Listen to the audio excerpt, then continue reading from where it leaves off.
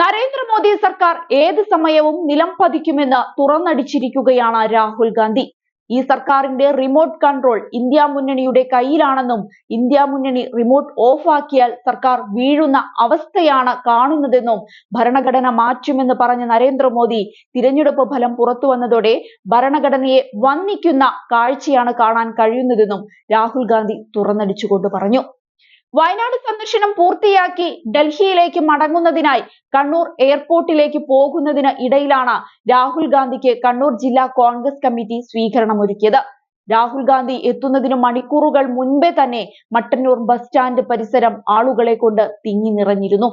രാഹുൽ ഗാന്ധി എത്തിയതോടെ ആവേശം അണപൊട്ടിയൊഴുകി. ജനാധിപത്യ സംരക്ഷണത്തിന് താൻ എന്നും മുന്നിലുണ്ടാവുമെന്ന് പറഞ്ഞ രാഹുൽ ഗാന്ധി രൂക്ഷമായ ഭാഷയിൽ നരേന്ദ്രമോദിയെ വിമർശിച്ചു. മട്ടന്നൂരിൽ തന്നെ സ്വീകരിക്കാൻ കടന്നുവന്ന തന്റെ ശബ്ദം ശ്രവിക്കുന്ന ഇടതുപക്ഷ പ്രവർത്തകർ ഉൾപ്പെടെയുള്ളവർക്കും അഭിവാദ്യം അർപ്പിച്ചുകൊണ്ടായിരുന്നു രാഹുൽ ഗാന്ധി പ്രസംഗം തുടങ്ങിയത്. ഈ തിരഞ്ഞെടുപ്പോടെ BJP ശോഷിച്ചു. മോദി സർക്കാരിന്റെ റിമോട്ട് കൺട്രോൾ ഇന്ത്യ മുന്നണിയുടെ കയ്യിലാണെന്നും അത് ഓഫാക്കിയാൽ സർക്കാർ വീഴുന്ന അവസ്ഥയാണെന്നും രാഹുൽ ഗാന്ധി ഈ അവസരത്തിലാണ് പറഞ്ഞത്. ഭരണഘടന സംരക്ഷിക്കാൻ കോൺഗ്രസ് എന്നും മുൻപന്തിയിൽ ഉണ്ടാകുമെന്ന് രാഹുൽ ഗാന്ധി ജനങ്ങൾക്ക് മുന്നിൽ പ്രഖ്യാപിച്ചു. കണ്ണൂരിൽ കെ സുധാകരനെ വൻ ഭൂരിപക്ഷത്തിൽ വിജയിപ്പിച്ച മുഴുവൻ ജനാധിപത്യ വിശ്വാസികളോടും അദ്ദേഹം നന്ദിയും പറഞ്ഞു. AICC general secretary KC Venugopal MP, KPCC president K Sudhakaran MP ഉൾപ്പെടെയുള്ള നേതാക്കൾ പരിപാടിയിൽ പങ്കെടുത്തിരുന്നു. അതേസമയം പ്രിയങ്ക ഗാന്ധി വാരണാസിയിൽ മത്സരിച്ചിരുന്നുവെങ്കിൽ മോദി തോറ്റേനെ എന്നാണ് രാഹുൽ ഗാന്ധി കഴിഞ്ഞ ദിവസം പറഞ്ഞത്. ഉത്തർപ്രദേശിൽ 2014 ശേഷമുള്ള ഏറ്റവും മോശം പ്രകടനമാണ് BJP കാഴ്ചവെച്ചത്. വാരണാസിയിൽ കോൺഗ്രസിന്റെ അജയ് റായിക്കെതിരെ ആദ്യം പിന്നിൽ പോയ മോദി പിന്നീട് 1.6 ലക്ഷം വോട്ടിന്റെ ഭൂരിപക്ഷത്തിലാണ് വിജയിച്ചത്.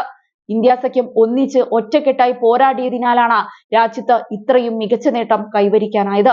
മോദിയും അമിത്ഷായും ഇന്ത്യയുടെ ഭരണഘടനയെ ഇല്ലാതാക്കാനാണ് ശ്രമിച്ചത്. അത് ജനം തിരിച്ചറിഞ്ഞത് വഴിത്തിരിവായി. ഉത്തർപ്രദേശിലെ ജനങ്ങൾ അഹങ്കാരത്തിന്റെയും ഹിംസയുടെയും രാഷ്ട്രീയത്തിനെതിരെ വോട്ട് ചെയ്തു.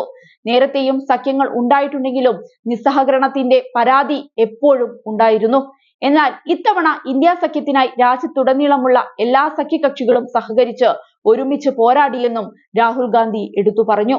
അതേസമയം ജമ്മു കശ്മീരിൽ അടിക്കടിയുണ്ടായ ഭീകരാക്രമണങ്ങളിൽ പ്രധാനമന്ത്രി നരേന്ദ്രമോദിയെ ചോദ്യം ചെയ്തും കോൺഗ്രസ് നേതാവ് രാഹുൽ ഗാന്ധി എത്തുകയുണ്ടായി. രാജ്യം ഉത്തരം ആവശ്യപ്പെടുന്നുവെന്ന് പറഞ്ഞ അദ്ദേഹം എന്തുകൊണ്ട് മോദി സർക്കാരിന്റെ കീഴിൽ തീവ്രവാദികളെ അമർച്ച ചെയ്യാൻ കഴിഞ്ഞില്ലെന്ന് വിശദീകരിക്കണമെന്നും ആവശ്യപ്പെട്ടു.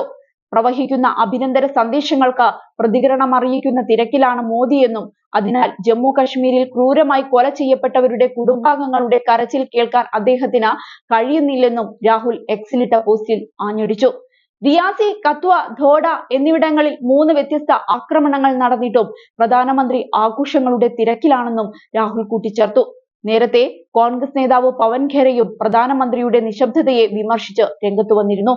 മോദിക്ക് ക്രൂരമായ ഭീകരാക്രമണത്തെ അപലപിക്കാൻ സമയമില്ലെന്ന് പറഞ്ഞ അദ്ദേഹം ജമ്മു കശ്മീരിൽ സമാധാനവും സാധാരണ നിലയും തിരിച്ചുവരുമെന്ന BJPയുടെ വാദങ്ങൾ പൊളിഞ്ഞതായും കശ്മീർ താഴ്വരയിൽ തിരഞ്ഞെടുപ്പിനെ നേരിടാൻ പോലും BJP തയ്യാറായില്ല എന്നത് അവരുടെ നയ കശ്മീർ എന്നതിന്റെ തെളിവാണെന്നും തുറന്നടിച്ചു. ഏതായാലും മോദി സർക്കാരിനെ ആക്രമിക്കാനുള്ള ഒരവസരവും ഇനി പ്രതിപക്ഷം പാഴാക്കില്ല എന്ന കാര്യം ഏറെക്കുറെ ഉറപ്പായി.